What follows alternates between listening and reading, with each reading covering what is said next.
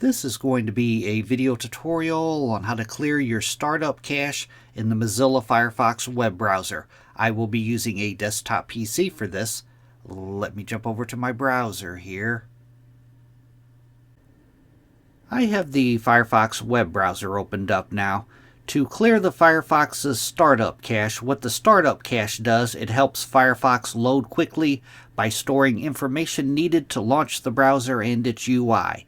If your Firefox startup cache is corrupted or outdated, the startup cache can cause problems like slow startups, UI issues, or it can even cause your browser to freeze during startup. Clearing the startup cache forces Firefox to reload the necessary data from scratch, potentially resolving any issues. Clearing your startup cache does not affect your profile data, add-ons, or other settings, only the temporary data related to the UI. To do this, you want to first go up to the upper right-hand corner, up to the 3-bar hamburger menu. You want to click on that.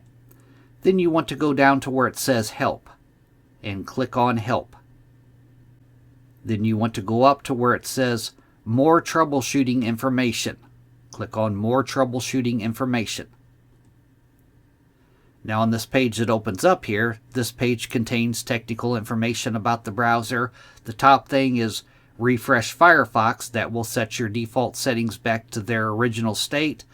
Down below that, it's Diagnose Issues. Down below that, try clearing the startup cache. If you click on this, Clear Startup Cache.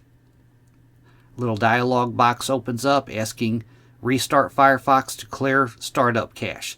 This will not change your settings or remove extensions. You just click on Restart. That is how to clear your startup cache in the Firefox web browser. Thanks for watching.